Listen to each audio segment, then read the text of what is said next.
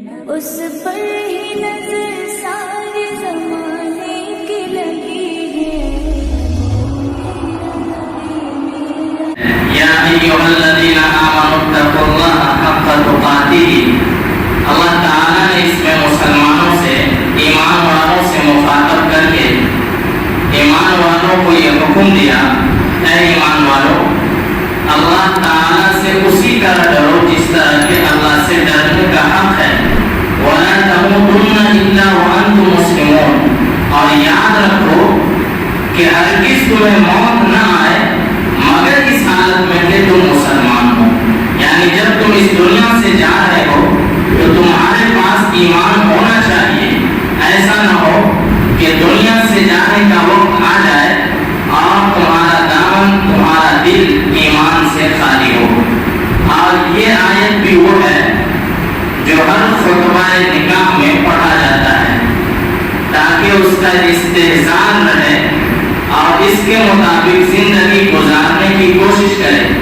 اور زندگی کے ہر شعبے میں معاملہ کوئی بھی ہو لیکن یہ بات مد نظر رہے کہ اللہ تعالیٰ سے ڈرتے ہوئے سارے کام کو انجام دینا ہے۔ تو یہ آیت بھی خطبہ نکاح کے اندر پڑھا جاتا ہے۔ بہرحال چونکہ جمعہ میں وقت اتنا زیادہ نہیں ہوتا ہے کہ بات بالکل مکمل ہو جائے، اس لیے ہو سکتا ہے کہ کہیں بات ادھوری رہ جائے اور وقت مکمل ہو جائے۔ بہرحال وقت کی پابندی کرنا اور وقت کا لحاظ رکھنا ہر کسی کے لیے زندگی کا رہنما اصول ہونا چاہیے، اور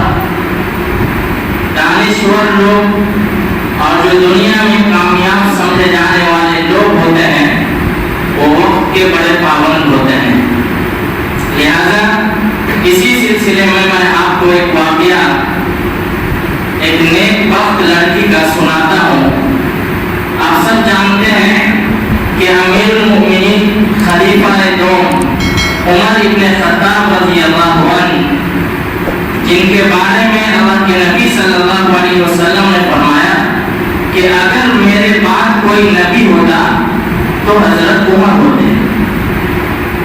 تو یہ مقام و مرتبہ ہے حضرت عمر ابن خطاب رضی اللہ عنہ کا، اور حضرت عمر بن خطاب رضی اللہ عنہ وہ خلیفہ ہیں جن کے دور خلافت کے اندر بے شمار ایسے کام کیے گئے اور بے شمار ایسے حکومت کے کام انجام میں آئے جو آج بھی چل رہے ہیں، اور آج بھی دنیا کی حکومتیں اس کو اپنا رہی ہیں۔ تو وہ امیر المؤمنین حضرت عمر بن خطاب رضی اللہ عنہ جب امیر المؤمنین بنائے گئے، جب مسلمانوں کے امیر بنائے گئے، تو ان کا ایک ضابطہ تھا اور ان کا اصول یہ تھا کہ وہ ہر ایک کی خبرگیری رکھنے کی کوشش کرتے تھے، ہر ایک کی حالت معلوم کرنے کی کوشش کرتے تھے۔ اسی لیے مدینہ منورہ میں مسجد کے صحن میں بیٹھ کر لوگوں سے ان کی حالت معلوم کرتے تھے، ان کی خبرگیری کرتے تھے، اور ہر صوبے کے گورنروں سے ان کے علاقے کی مکمل رودات منگواتے تھے تاکہ ایک ایک صوبے کے بارے میں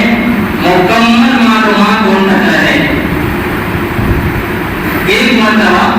حضرت امیر المؤمنین، چونکہ ان کی کوشش یہ ہوتی تھی کہ جتنے بھی مسلمان ہیں اور جتنے بھی میرے خلافت میں اور میرے امیر بننے کے نجی معاملے میں جتنے بھی مسلمان آتے ہیں اس میں سے کوئی ایک بھی ایسا نہ ہو کہ ان کی حالت اچھی نہ ہو یا وہ بھوکا سو جائے اور میری پکڑ ہو جائے۔ اسی لیے حضرت عمر خطاب رضی اللہ عنہ کی حالت کو دیکھ کر کے کوئی یہ اندازہ نہیں لگا سکتا تھا کہ یہ آج کے امیر المؤمنین ہیں۔ بہرحال ایک مرتبہ مدینہ کی گلیوں میں حضرت عمر رضی اللہ عنہ حضرت ابن عباس رضی اللہ عنہ کو ساتھ میں لے کر गश्त कर रहे थे ताकि लोगों की हालत और उनकी बातों को सुने और लोगों से बाखबर रहे। चुनांचे मदीना की गलियों में वो रात के वक्त गश्त कर रहे थे, घूम रहे थे, जिस तरह आज भी रात के वक्त कुछ सिपाही पहरा देते हैं, लेकिन वो सिर्फ पहरा ही होता है। बहरहाल हजरत इब्ने अब्बास रज़ियल्लाहु अन्हु हजरत उमर रज़ियल्लाहु अन्हु के साथ थे। रात काफी हो चुकी थी और तमाम खेमों के अंदर जो रोशनियां जल रही होती है वो सब गुल हो गई थी, यानी जितने भी शमा जलाए जाते थे, जो भी चराग होता था, वो सब बंद हो गया हुआ था, रोशनी कहीं से नहीं आ रही थी। और आप सब जानते हैं कि अभी चंद सालों पहले लाइट का नामो निशान नहीं था, तो आप थोड़ा सा तसव्वुर कीजिए कि उस वक्त में 1400 साल पहले क्या आलम रहा होगा। रोशनी के लिए मामूली सा चिराग होता था या शमा होता था, इसी से काम चलता था और जैसे काम हो गया उसको बंद करके रख दिया जाता था, क्योंकि इतना तेल भी नहीं होता था किसी के पास और न इतनी वुसअत थी। बहरहाल जहाँ सारी रोशनियां खत्म थी, एक फटे पुराने खेमे से टिमटिमाती हुई रोशनी आ रही थी और दो औरतों के बात करने की आवाज भी आ रही थी, जिसमें से एक माँ और दूसरी बेटी थी। माँ बेटी से कह रही है कि देखो, जब मैं तुम्हारी उम्र की थी, यानी मैं जवान थी, जैसे होता नहीं आजकल के वक्त में भी किसी मौके पर या जब कोई बात चलती है तो बड़े बूढ़े कह देते हैं कि हमारा भी एक जमाना था, यानी जब हम अपनी जवानी के आलम में होते थे, किसी की मजाल नहीं थी कि सामने खड़ा हो जाए, और ये हकीकत भी है। तो बहरहाल उसकी माँ ने अपनी बेटी से ये कहा कि तुम जो दूध बेच करके पैसा लाती हो, उससे घर का खर्चा बड़ी मुश्किल से चलता है। और एक मैं भी जब अपनी जवानी के आलम में, तुम्हारी उम्र में जब मैं थी, तो मैं दूध में पानी मिलाया करती थी और फिर उसको बेच करके घर का सारा खर्चा बिल्कुल आराम से चल जाता था। किसी तरह की कोई तंगी नहीं होती थी, कोई परेशानी नहीं होती थी, बिल्कुल आराम और सुकून के साथ घर का सारा खर्चा चल जाता था। और एक तुम हो, तो हम कितना कमाते थे और तुम भी वही दूध से इतना लाती हो पैसे कि जिससे घर का खर्च भी नहीं चल पाता है। बेटी कहती है, तौबा तौबा, अम्मा कैसी बात करती हो, जब तुम दूध में पानी मिलाया करती थी उस वक्त तुम मुसलमान नहीं थी, और अल्हम्दुलिल्लाह आज हम मुसलमान हैं। और मुसलमानों के लिए ये बात बिल्कुल जायज नहीं है कि वो मिलावट का दूध बेचे। और मालूम नहीं है कि हजरत उमर इब्ने खत्ताब रज़ियल्लाहु अन्हु मुसलमानों के अमीर और खलीफा, उनका ये हुक्म है, उनकी तरफ से ये हिदायत है तमाम मुसलमानों को कि कोई भी दूध में जर्रा बराबर भी पानी न मिलाए और पानी मिलाया हुआ दूध न बेचे। तुम्हें मालूम नहीं है? उसकी अम्मा कहती है, अरे नेक बख्त, यहाँ कौन से उमर बैठे हुए हैं, अगर हम दूध में थोड़ा सा पानी मिला देंगे तो इस्लाम पे कौन सा आँच आ जाएगा। और क्या अमीरुल मोमिनीन को मालूम नहीं है? गुस्से में कहती है उसकी माँ, क्या अमीरुल मोमिनीन को मालूम नहीं है कि हम जैसे गरीब लोग जब तक दूध में पानी मिला करके नहीं बेचेंगे, उस वक्त तक हमारा रोटी और हमारे घर का खर्चा नहीं चलेगा। उसकी बेटी कहती है कि देखो, इस तरह का कमाया हुआ रोटी और ऐसे दूध में पानी डाल करके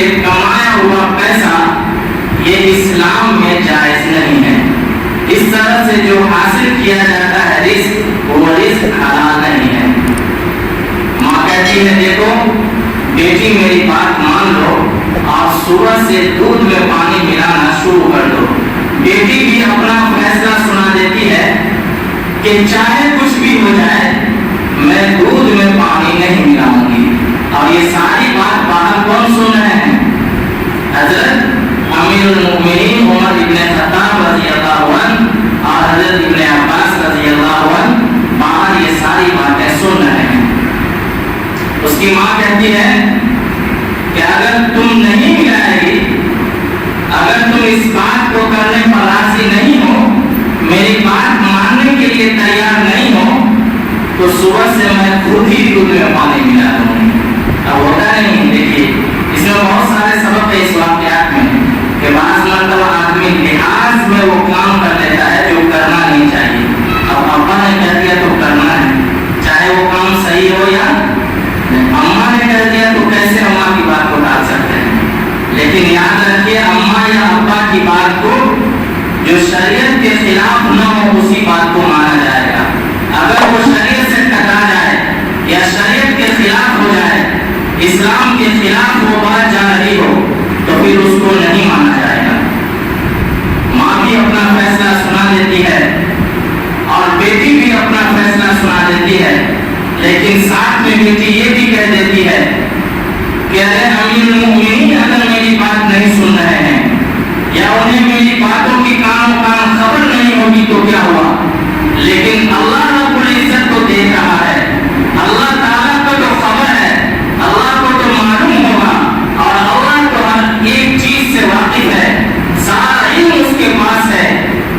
تو پھر ہم یہ کام کیسے کر سکتے ہیں؟ امیر المؤمنین نہ دیکھے یا امیر المؤمنین نہ سنے یا امیر المؤمنین کو اس بات کی خبر بھی نہ ہو، پھر بھی ہم دودھ میں پانی نہیں ملائیں گے، اس لیے کہ اللہ رب العزت دیکھ رہا ہے۔ بہرحال اس نیک بخت لڑکی کا جواب سن کر حضرت امیر المؤمنین رضی اللہ عنہ بڑے خوش ہوئے اور ساری باتوں کو سن کر چلے گئے، اور یہ باتیں ہونے کے بعد روشنی بھی بجھا دی گئی اور دونوں ماں بیٹی بھی سو گئی۔ جب صبح ہوتی ہے اگلے دن صبح سویرے حضرت عمر رضی اللہ عنہ ایک آدمی کو بھیجتے ہیں اسی گھر کے اندر اور اسی خیمے کے اندر کہ وہاں سے دودھ لے کر کے آؤ، ذرا دیکھے تو صحیح کہ رات کے مکالمے میں اور رات کی بات چیت میں جیت کس کی ہوئی، ماں جیتی یا بیٹی جیتی، کس کا پلڑا بھاری ہے؟ بہرحال دودھ وہاں سے منگایا گیا تو حضرت عمر رضی اللہ عنہ نے یہ دیکھا کہ اس دودھ میں بالکل بھی پانی نہیں ملایا گیا تھا۔ فوراً حضرت عمر رضی اللہ عنہ نے اس ماں اور بیٹی دونوں کو بلایا اور خلافت کا جو دربار لگا ہوا تھا، حضرت امیر المؤمنین کے سامنے جو مجلس لگی ہوئی تھی، وہاں پر ان دونوں ماں بیٹی کو بلایا گیا اور رات کے واقعات کو دہرایا گیا، اور جیسے ہی یہ باتیں ان دونوں کی کان میں گئی تو ایک طرف تو ماں کی حالت خراب ہو رہی تھی اور دوسری طرف بیٹی دل ہی دل کے اندر خوش ہو رہی تھی، کیونکہ اس کو کوئی ڈر نہیں تھا، وہ حق پر تھی، اور ماں کی حالت اس لیے خراب تھی کہ حضرت عمر جیسے جلیل القدر امیر المؤمنین اور جلال والے وہ انسان جس کے جلال سے ایک شیطان بھی راستہ بدل دیتا تھا، جس راستے سے حضرت عمر رضی اللہ عنہ گزر جاتے تھے، شیطان تک کی ہمت نہیں ہوتی تھی کہ اس راستے سے گزرنے کی جرأت کرے۔ بہرحال ماں کی حالت خراب ہو رہی ہے اور ڈر سے اسے کچھ بولا نہیں آ رہا ہے، اور بیٹی کے چہرے پر خوشی کے اثرات دکھ رہے ہیں۔ حضرت ابن عباس سے پوچھا گیا، حضرت عمر رضی اللہ عنہ نے پوچھا کہ بتاؤ اس نیک بخت لڑکی کا جس کی بات تم نے رات میں سنی ہے کیا انعام ہونا چاہیے؟ حضرت ابن عباس نے مشورہ دیا کہ کم از کم 1000 درہم اس کو انعام میں دیا جائے، لیکن حضرت عمر رضی اللہ عنہ نے کہا کہ ایسی نیک بخت لڑکی کا انعام اور اس کا بدلہ سکوں میں نہیں دیا جا سکتا، یہ نہیں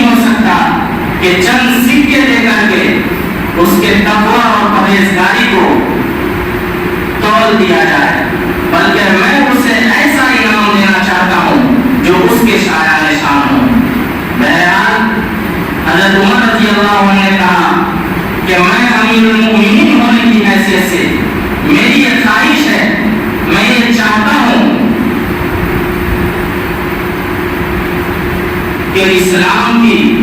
اسلام کو تم جیسے بیٹیوں کی ضرورت ہے، لہٰذا میں تمہیں اپنی بیٹی بنانا چاہتا ہوں۔ اس وقت حضرت عمر رضی اللہ عنہ کے دو بڑے بیٹے حضرت عبداللہ اور حضرت عبد الرحمن کی شادی ہو چکی تھی، اور چھوٹے بیٹے حضرت عاصم رضی اللہ عنہ کی شادی نہیں ہوئی تھی۔ اور حضرت عاصم رضی اللہ عنہ جہاں حسین تھے، اپنے وقت کے عالم تھے، اپنے وقت کے شاعر تھے، اور اسلامی تہذیب و تمدن کو اپنانے والے تھے، بہرحال ان کے اندر بے شمار خصوصیات تھی۔ حضرت عمر رضی اللہ عنہ نے کہا کہ اسلام کو تم جیسے بیٹیوں کی ضرورت ہے، اور اپنے بیٹے حضرت عاصم رضی اللہ عنہ کی اس سے شادی کر دی۔ سبق یہ ملتا ہے کہ سب سے پہلے یہ دیکھا جائے کہ اس کے اندر دینداری کتنی ہے، پرہیزگاری کتنی ہے، تقویٰ کتنا ہے، اللہ کا خوف کتنا ہے، اللہ کا ڈر کتنا ہے۔ اور آپ جب تاریخ پڑھیے گا تو اسی کے